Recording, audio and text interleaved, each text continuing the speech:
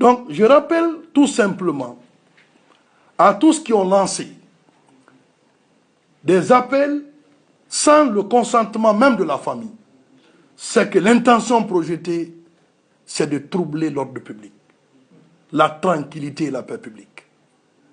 Je le dis, je le répète, j'ai donné des instructions fermes. En cas de trouble, je ne suis pas ce procureur qui, quand il y a un problème, il appelle les médias, c'est pour aller menacer.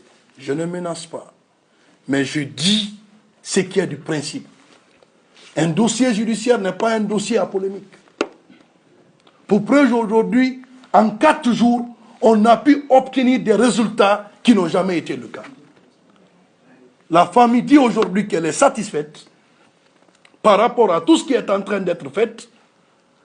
Le travail est en train d'être fait dans la plus grande discrétion, mais avec efficacité. Je me demande pour quelle finalité, pour quelle fin les gens sont cherchés, en train de récupérer de manière politique une situation judiciaire. Toutes les personnes qui ont fait appel à la marche funèbre, nous sommes là aujourd'hui en Guinée. La question de la transition est une question transversale.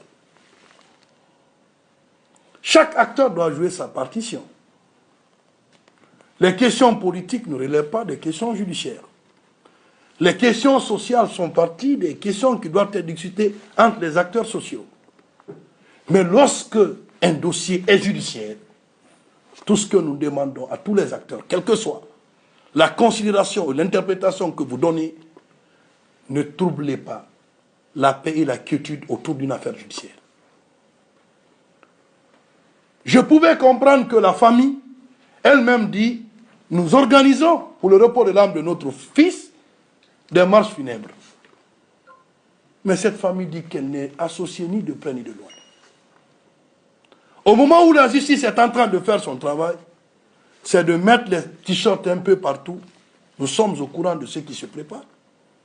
Pour quelle finalité? Faire sortir les gens dans la rue? Faire des récupérations politiques autour de ça? Nous n'avons pas besoin. Mais en cas de trouble à l'ordre public, toutes les personnes qui ont lancé, je le dis, je le répète, toutes les personnes qui ont lancé des appels à cette manifestation, j'ai donné des instructions fermes, sans ambages.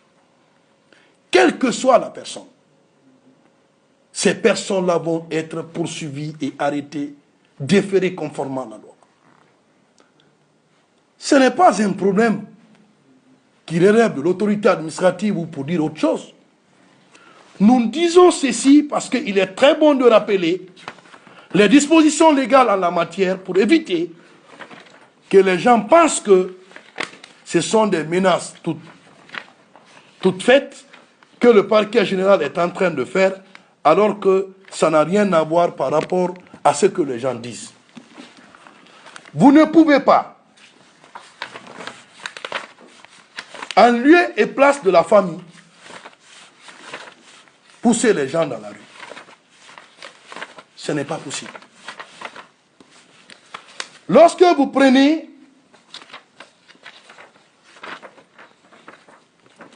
les dispositions de l'article 627 du Code pénal, constituer un attroupement, tout rassemblement de personnes sur la voie publique ou dans un lieu susceptible de troubler l'ordre public. Un attroupement peut être dissipé par la force publique après 2 sommations de se disperser, rester sans effet dans les conditions et selon les modalités prévues par l'article suivant. Est interdit sur la voie publique ou dans un lieu public tout attroupement armé ou non armé qui pourrait troubler la tranquillité publique. C'est légal. Ce n'est pas politique. Je ne peux pas accepter qu'un dossier judiciaire fasse l'objet d'une confiscation politique. C'est pourquoi j'ai dit haut et fort, qu'on soit ministre de la Sécurité, si les têtes doivent tomber, c'est la tête du ministre qui tombera. Ah oui? Mais qu'on laisse la justice faire son travail. Ce n'est pas les petites têtes, ça doit être les grandes têtes. mais conformément à la loi et conformément à la procédure. Je vous remercie pour demain pour rendre l'autopsie publique. Merci.